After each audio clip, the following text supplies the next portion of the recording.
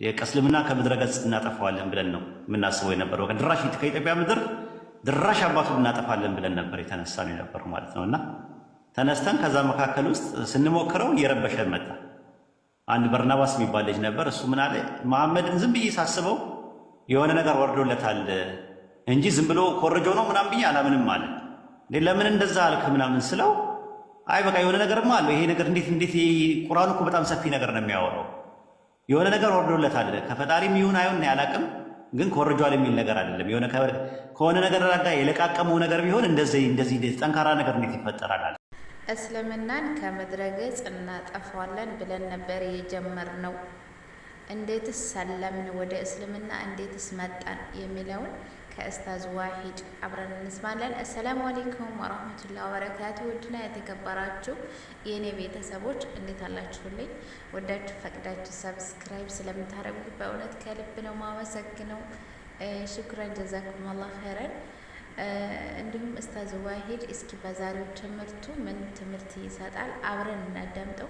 በነገራችን ላይ ንጽጽር ላይ ከምወዳቸው ኡስታዞች አንዱ ነው ኡስታዝ ዋሂድ። በጣም ነው ማከብረው፣ በጣም ነው የምወደው። ምርጥ ሰለምቴ ወንድማችን ነው። አልሞስት ስለ ክርስትና ቆይታውም እንዲሁም ደግሞ እስልምና ውስጥ እንዴት እንደመጣ አብሮ የተናገረ ቪዲዮ አለ። አብራችሁ እናዳምጠው። እንዲሁም ቪዲዮ ላይክ እያደረጋችሁ ጀምሩት። እናንተ ምንም የሚጎዳችሁ ነገር የለም ላይክ ስታረጉኝ። ላኪን ግን እኔም በጣም ስለሚጠቅመኝ ላይክ አድርጉኝ። እህታችሁ አይደለሁ የስደት እህታችሁ እና ብዙ ነገር ትማሩበታላችሁ። እንዲሁም ክርስቲያን ወገኖች በዚሁ አጋጣሚ ንጽጽርን ብትማሩ ለራሳችሁም አይጎዳችሁም። እውቀት ምንም ያክል የሚጎዳው ነገር የለም፣ ይጠቅማል እንጂ ንጽጽር ቦታ ላይ ኡስታዝ ዋሂድ እነ ኢብራሂም ጋር እየሄዳችሁ እንዲሁም ክርስቲያን ወገኖቻችን እና ሙስሊም ወንድሞቻችን የሚማሩበት ትምህርት በጣም ሰፊ ያለ ቲክቶክ ላይቭ ላይ እሱን ብትማሩ ብንማር ሁላችንም ሙስሊሞቹን እንዲሁም ክርስቲያኖች ብንማር ይጠቅመናል ብዬ ስለማስብ ነው ይሄን ነገር ስል እና በጣም አመሰግናለሁ። እስኪ ወደ ቪዲዮ አብረን እንጓዝ። ታድለዋል ያንተ መስለም ያዩ ሰዎች። እስኪ ትንሽ ነገር ኡስታዝ በኋላ ልስማስ ነው። እኔ ምንም የምናገረው ነገር የለም እና እኔ አንዳንዴ ባላወቅኩት እስልምናን ሁላ ምልበት ሁላ ጊዜ ነበረ ማለት ሲያንቀለቀለኝ ምንድነው እንደዚህ አይነት ነገር ያስገባኝ ማለትም ስሰማ የሆነ ሰዓት ላይ የነበረውን እኔ ፓልቶክ ላይ ነው። እናንተ ፓልቶክ ያኔ ብዙ አታውቁትም። ፓልቶክ እያለ እኔ ትምህርት ቤት ውስጥ እያለሁ ፓልቶክ የሚባል ፕሮግራም አለ ምናምን ተብሎ እኔ ያው ከሀገር ውጭ ነው የምኖረው። የዛሬ 11 ዓመት አካባቢ ላይ ነው 11 12 ዓመት አካባቢ ላይ ፓልቶክ የሚባል ፕሮግራም አለ ተብሎ ፓልቶክ የሚባል ነገር ለማዳመጥ መጣን። ከዛ ስመጣ በጣም ሙስሊሞች በጣም እየሰሩ ነበር በዛን ሰዓት ኢትዮጵያ ውስጥ ነው። ኡስታዝ አዋይደር ነው፣ ኡስታዝ ሐምዛ የሚባሉ አሁን ኡስታዝ ማመር ከድር ምትላቸው ማለት ነው። ሌሎችም ነበሩ። በወቅቱ በጣም በትልቁ ስራ ይሰራ ነበር። ኡስታዝ ጁንዱላ የሚባልም ነበረ። በጣም ይሰሩ ነበር መሬት ላይ በአንድ ቀን አዳሜት ሁሉ እየሄዱ 500 ሰው ያሰልማሉ ምናምን ነገር በጣም እንቅስቃሴ የነበረበት ሰዓት ነበር። ከዛ በኋላ ምንድነው ማድረግ ያለብን ሲባል ግሩፕ ተፈጥሯል፣ ግባ ተባልኩኝ። ከዛ ኦርቶዶክስ፣ ካቶሊክ፣ ፕሮቴስታንት፣ ኦንሊ ጂሰስ አራቱም ያለበት ግሩፕ ገባን፣ ስራ መስራት ጀመርን። ከዛ ጭራሹን ቁርአንን እኔ ማጥናት አለብን ብዬ ሳጠናው ጭራሹን እየሳበኝ ነው የሚመጣው እየሳበኝ ነው። እና በጣም ነገርኳቸው፣ በጣም እየተበጠበጥኩኝ ነው እኔ አልቻልኩም፣ ይሄ ቁርአን የሚባለው ነገር ቢቀርብኝስ አልኩና ሁለተኛ ምናምን ብዬ ከደንኩት። በቃ አያገባኝም ስለ ቁርአን ምናምን ብዬ በቃ ስለ ባይብል ብቻ እንትን ስል ባይብል ላይ ደግሞ ተስፋ የሚያስቆርጥ ነገር መስማት ጀመርኩኝ ከስኮላሮቹ እነ ዶክተር ፒዮ እነ ዶክተር ሞጃ ሞሜን ምናምን የመሳሰሉት ደግሞ ሌላ ነገር ይነግሩኛል። ያለ እድሜ ነበር ምንጠራራው የነበረው በወቅቱ። በጣም እጠይቃለሁ። ባይብል ኦሪጂናል አውቶግራፊ የለም እባላለሁ። ባይብል የማኑስክሪፕት ዲፈረንስ አለው። ከየት ብሮክን ቼን አለው፣ የተሰበረ ሰንሰለት ነው ያለው። እነ ሳይናቲከስ፣ ቫቲካንስ፣ አሌክሳንድረስ፣ ኤፍሬማ የሚባሉ 5800 የሚያክል ማኑስክሪፕት አለ እና ከየት እንደመጣው እንትኑ ሶርሱ ራሱ አይታወቅም። በቃ ልቤ ተሰበረ። ሳልፈልግ በግዴ እንደገና ድጋሚ ቁርአን ማጥናት ጀመርኩኝ። ከዛ ቁርአን ማንበብ ጀመርኩኝ። ከዛ ሐዲስ ማንበብ ጀመርኩኝ። ተፍሲር፣ ሲራ ምናምን ነገር ማንበብ ጀመርኩኝ። በቃ መረበሽ ነው ስራዬ። ታገልኩኝ። እንደዛም ሆኖ ተመልሼ መድረክ ላይ መጣና ደግሞ ነብዩ መሐመድ እንደዚህ ነው፣ ነብዩ መሐመድ እንደዚህ ነው እያልኩ አወራለሁ። ውስጤ ግን ሌላ ነው ውስጤ የነበረው። በቃ ትግል ቤተሰብ የምላርገው፣ ጎረቤቶቼ የምላርጋቸው፣ ጓደኞቼ የምላርጋቸው፣ አብራ አደጎቼ የምላርጋቸው ምንድነው? እንዴት ነው ማድረገው? የክላስሜቶቼ ምንድነው ምለው? ከዚህ በኋላ ወይ አግኖቲስት አልሆንኩኝ ወይ ኤቲስት አልሆንኩኝ፣ ዝም ብዬ እንትን እባክናለሁ። ቁርአንን ግልጥ ሳረገው አላህ ሲናገር ሰማዋለሁ። ያላ ንግግር ነው ቁርአን ሙሉ ለሙሉ ሱረቱ ሁጁራት ምዕራፍ 49 ቁጥር 13 ላይ ያረሰው እናንተ ሰዎች ሆይ ከወንድና ከሴት ፈጠርናችሁ ይላል። ወይኔ የሚናገረው አላህ ነው ማለት ነው። እኛ እኮ አላህ በቁርአን ውስጥ ተናግሮ አያውቅም ስንል ነበር የነበርነው። ቁርአን ያላ ንግግር ነው። ሰውኛ ዘይቤ አነበብኩት 5 ነው ከጫፍ ከጫፍ ያነበብኩት። እኔ በህይወት ዘመኔ ባይብልን ከጫፍ እስከ ጫፍ ከዘፍጥረት እስከ ራዕየ ዮሐንስ ድረስ እያልኩኝ 10 ያንብቤዋለሁ። ለዛውም ተውት። ሌሎቹ በእንግሊዝኛ ያነበብኳቸውን ዕብራይስጥና ግሪክ የሞከርኩት ምናምን ተውት። በአማርኛ ብቻ ነው የምነግራችሁ። ቁርአንን 5 ጊዜ በአማርኛ ከጫፍ እስከ ጫፍ ከሱረቱ ፋቲሃ ጀምርና ሱረቱ ናስ 5 ያንብቤዋለሁ። በቃ እንዲህ አይነት እየተፈተንኩኝ ምን ነው ባላወቅኩት ቁርአንን በቀረብኝ ምን ነው ሙስሊሞችን እያወቅኳቸው ስለ እስልምና በውጪ አርካኑን ኢስላምና አርካኑን ኢማን እያልኩኝ እየተሰማኝ አረፌ ብቀመጥስ? ለቆ አይለቅም። ራሱ አሁን ቃል ስትናገር አንድ ነገር ነበረ፣ ዝም ብሎ ይስባል ስትል ነበረ። አይለቃችሁም፣ ከጀመራችሁት አይለቃችሁም። በቃ ይሄ ነው ያለው እውነታ ማለት ነው። ማርኮ ያስቀራል። ሱረቱ ፉሲላት ምዕራፍ 41 ቁጥር 41 ላይ አሸናፊ መጽሐፍ በመጣላችሁ ጊዜ ነው የሚለው። አሸናፊ መጽሐፍ በመጣላቸው ጊዜ ይላል። እነዚያ የካዱት ጠፊዎች ናቸው ይላል።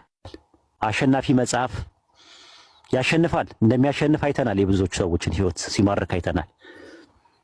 እና አሁንም ትግል ላይ ናት ያለችው ቃል። እመኑኝ የጊዜ ጉዳይ ነው። ቃል ምንም ነገር ብታደርግ እኔ እንትን አላትም። እንኳን ተዋት ቃልና ትንሿን አሁን በቅርብ ቀን ማናገር ጀምሬያለሁ። እኔ ዝም ብዬ የሆነ ነገር የሚሰማኝ ነገር አለ ውስጤ። ኢልሃም ይሁን ምን ይሁን አላውቅም፣ አላህ ነው የሚያውቀው። ብዙ ሰዎች አሁን በቀደም ተቃወሙኝ። ኧረ አላህና መልእክተኛውን ትሳደባለች ምናምን አሉኝ። እኔ አሁን ላይ ተውኝ። ትንሿ የምትባለው አሁን ቤቷ ብትበረብሩት የሆነ ነገር ታገኛላችሁ አይደል? የጊዜ ጉዳይ ነው። ኢንሻአላህ ብዙ ሰዎች ነፃ ይወጣሉ። ብዙ ሰዎች እንትን ይላሉ። ውስጣቸውና ውጫቸው አንድ አይነት አይደለም። ውጫቸው ነው እየተሳደበ ያለው። አሁን ቃልም ብትሏት የኢየሱስን አምላክነት ክጄ ምናምን ነገር በኢየሱስ ስም ምናምን ልትላችሁላ ትችላለች። ውስጧ ግን ሌላ ነው። ራሷን ትፈትሽ። የምሬ ነው የምነግራችሁ። አይደለም ቃል ብቻ አይደለም። ብዙዎች በእንደዚህ አይነት ነገር ውስጥ በይሉንታ ውስጥ ተሸምቀቀው ነው ያሉት። የጊዜ ጉዳይ ነው። ሁጃ ቆሟል። ከዚህ በኋላ ማለት ነው። ሪሳላውን ሰምታችኋል። ብዙ ክርስቲያኖች ሰምታችኋል። እውነቱን ሰምታችኋል። እያወቃችሁ ግን በእሳት አትጫወቱ። እኛ ጉዳያችን የቁጥር አይደለም። ጉዳያችን የቲፎዞ ጉዳይ አይደለም። ፖለቲካ አይደለም። እዚህ የተቀመጥ ነው ወይም ደግሞ ቢዝነስ ማን ሆነን ስለ ቢዝነስ አይደለም እያወራን ያለ ነው። እያወራን ያለ ነው የህይወትና የሞት ጉዳይ ነው። የዘላለም ህይወትና የዘላለም ሞት ጉዳይ ነው። ጉዳዩ የጀነትና የጀሃነም ጉዳይ ነው። ጉዳዩ ቁጭ ያልነው እዚህ ጊዜያችንን ያባከንት የምንለው አጅር እናገኝበታለን ካላህ ዘንድ ፕሪቪሌጅ እናገኝበታለን ብለን እንጂ ጊዜ ማቃጠል የለብንም በዚህ አይነት ጉዳይ። ሌላ እንደዚህ ሙድም አይደለም፣ ፎሎ ለመሰብሰብም አይደለም። እዚህ ቁጭ ያልነው ጊፍት ለመሰብሰብም አይደለም። እዚህ ቁጭ ያልነው ፌመስ ለመሆንም አይደለም። እንደዛ ከሚሆን በሃይማኖት ስም ከመነገድ ይልቅ ሁሉ ነገር ትቶ ጓሮ ላይ አታክልት ተክላችሁት በቆሎ ተክላችሁት አመት እንትን ብሎ ብትበሉበት ይሻላል። ይሄ እዚህም እዛም አጅር የለውም። ዓላማችንና ኢላማችን አላህ በሚያውቀው እዚህ የተሰበሰብነው ሁላችንም አላህ በሚያውቀው እናንተ ላኢላሃ ኢለላህ ብላችሁ ገመዱን ይዛችሁ ከጀሃነም ነፃ እንድትሆኑ ነው። አይደለም ሩቅ አትሂዱ። ቃል አጠገብሽ ዘመድሽ የምታውቂው ጎረቤትሽ ሄደሽ ልጠይቂው አልጋ ላይ ሆኖ ቢያካስት ብታገኙ ውስጥሽ ሰላም አይኖረውም። ትታመሚያለሽ አብረሽ። ሰዎች ገሃነም ይገባሉ ሁጃ ከቆመባቸው በኋላ ጀሃነም ይገባሉ እየተባልን እየተነገረን እንዴት ነው እንቅልፍ የምተኙት? እንዴት እንቅልፍ እንተኛ? እኛ ለሰዎች እኛ የቀመስነውን ህይወት ሰዎች እንዲቀምሱ እንፈልጋለን። እኛ ያየነውን ብርሃን እኛም የጣፈጠውን ይሄንን ቅርጽና ይዘቱን ጣዕሙና ጥፍጥናውን አውቀን እንዴት ዝም እንበል ብለን ነው እዚህ የመጣ ነው እንጂ ቤታችን አርፈን ብንቀመጥ እንችላለን። ልጆቻችንን ብናሳድግ ይሻለናል። ትዳራችን ላይ ሌላ ቢዝነስ ነገር ብንሰራ ያዋጣን ነበረ። እና ቆም ብላችሁ አስቡበት። አይ ቲንክ ብዙ ሰዓት የለኝም ሉጣኔ ቢኖር ጥሩ ነበር እሱ። እኔ ቁርአንን ባላቀው ይሻለኛል ነው ያልኩት የሆነ ሰዓት ላይ ባላቀው መጣ እኮ ኡስታዝ። ኦኬ ቁርአንን ባላቀው ይሻለኝ ነበረ።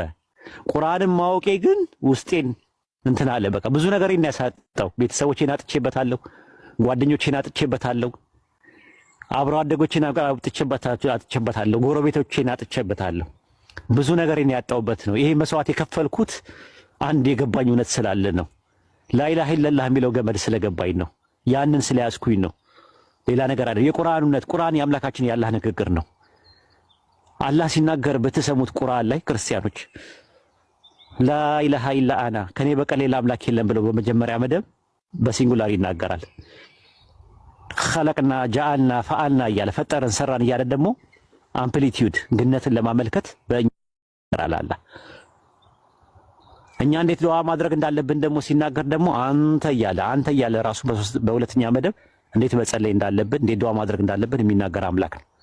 እኛ ሄደን ሪሳላው ለሰዎች ስናደርስ ደግሞ ምን ማለት እንዳለብን ሲናገር ቁል በል ቁሉ በሉ እያለ ህወ እርሱ እያለ የሚናገር አምላክ ነው ያለን። ጥንት የነበረው በአብርሃም በይስሐቅ በያዕቆብ የነበረውን ከአደም ጀምሮ የነበረውን እንተርክልሃለን እያለ አስታውስ እያለ የሚናገር አንድ አምላክ ነው ያለን።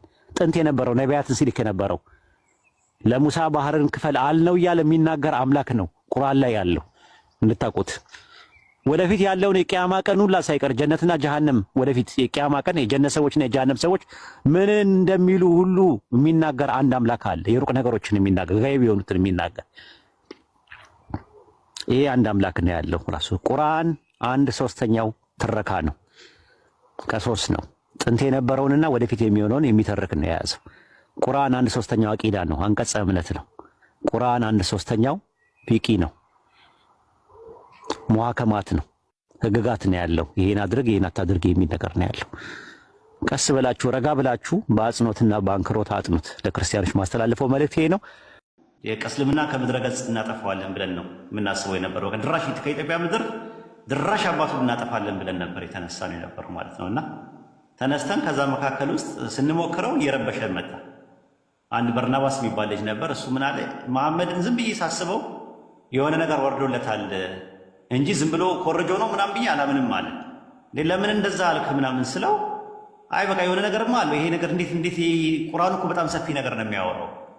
የሆነ ነገር ወርዶለታል ከፈጣሪም ይሁን አይሁን ያላቅም፣ ግን ኮረጇል የሚል ነገር አይደለም። የሆነ ከሆነ ነገር ጋር የለቃቀመው ነገር ቢሆን እንደዚህ ጠንካራ ነገር እንዴት ይፈጠራል አለ። በዘመናት መካከል እስልምናን ለማጥፋት ከውስጥም የመናፍቃን ስራ ከውጭም የኩፋሮች ስራ በተጠናከረ ሁኔታ ተሰርቷል። ግን 1400 ዓመት ተሻግሮ መጥቷል። ቁርአን የአምላካችን ያላህ ቃል በሱረት ፉሲላት በራፍ 41 ላይ ሲናገር አሸናፊ መጽሐፍ በመጣላቸው ጊዜ ነው የሚለው። አሸናፊ መጽሐፍ ነው የሚለው። እስቲ ሁላችሁም ጻፉልኝ፣ አሸናፊ መጽሐፍ ብላችሁ ጻፉልኝ። አሸናፊ መጽሐፍ ቁርአን እውነት ነው። የሰዎችን ልቦች ማሸነፍ የሚችል አሸንፎ ማርኮ ማስቀረት የሚችል ብቸኛው መጽሐፍ ነው በዓለማችን ላይ። ሊዋጉት የመጡትን ሰዎች በአጠቃላይ አሸንፎ የሚያስቀር መጽሐፍ ነው። አሸናፊ መጽሐፍ ብላችሁ ጻፉልኝ። በአላህ አሸናፊ መጽሐፍ ማሸነፍ ይችላል። የምር በእውነት መዋጋት የሚፈልግ ሰው ካለ መጥቶ መዋጋት ይችላል። በሱረት ፉሲላት ምዕራፍ 41 ቁጥር 41 ላይ እነዚያ በቁርአን እሱ አሸናፊ መጽሐፍ ሲሆን በመጣላቸው ጊዜ የካዱት ጠፊዎች ናቸው ይላል። አሸናፊ መጽሐፍ የሚያሸንፍ ነው። የሰዎችን ልብ መማረክ የሚችል ነው። ማርኮ ማስቀረት የሚችል ነገር ነው ራሱ። እኔ እሱ ብቻ አይደለም አሁን ለእናንተ የተገረማችሁት። ኢንሻአላህ እውነት አንድ ሰው ውስጡና ውጪው አንድ አይነት አይደለም። እኔ ውስጤና ውጪ አንድ አይነት አልነበረ። እስልምናን እሳደባለሁ፣ እቃወማለሁ። ውስጤ ግን ሌላ ነው። የእስልምና እውነት እየገባኝ ነው፣ እያወቅኩኝ ነው ሳጠፋ የነበረው። መጨረሻ ላይ ውጬና ውስጤ ሲጋጭብኝ ነው ወደ እስልምና የመጣሁት። ይሄ ልጅም ተመሳሳይ ነገር ነው እየተናገረ ያለው። ኢንሻአላህ የሆነ ሰው ቀን ከሌሊት የሚሳደብ ሰው የነበረ ሰው አታውቁትም። ልብ ውስጡ ምን እንዳለ አታውቁ። ውስጡና ውጭው አንድ አይነት ሆኖ ሳይቀር ሲቀር አላህ የውስጥን ነው የሚመለከተው፣ የልብን ነው የሚመለከተው። እነማናቸው ለሂዳያ የሚገባቸው ነገር፣ እነማን ናቸው የማይገባቸው የሚለውን ነገር አላህ ብቻ ነው የሚያውቀው። አትወስኑ፣ ለአላህ ስጡ። በቃ አላህ ሂዳያ ይስጠው ብላችሁ ተዉት። ተሳዳቢ ሆነ ኢንሻአላህ። ይሄ ነው ያለው ነገር ማለት በጣም ተሰርቷል። ሙናፊቃኖች በውስጥ ሰርተዋል። እኛ ጋር እንደ ሙስሊም ተመሳስለው ከሙስሊም ውጭ ያሉት ደግሞ ኩፋሮችም ሰርተዋል ለማጥፋት። ኦሪየንታሊስቶች ወይም ደግሞ ሙስተሽሪቅ የሚባሉት የመካከለኛው ጥንተ ነገር አጥኚዎች የሚባሉት ጭራሹን እየተማረኩበት ነው የሄዱት። ሚሽነሪዎች ብዙ ሞክረዋል። መካከለኛው ዘመን ተሞክሯል። ሲያቀታቸው ክሩሴድ ዋር የመስቀል ጦርነት ብለው አውጀውብን ነበር። የሆነ ሳለ እስልምና ከምድረ ገጽ መጥፋት አለበት ብለው 9 ጊዜ ጦርነት አድርገዋል። ተሸንፈዋል ግን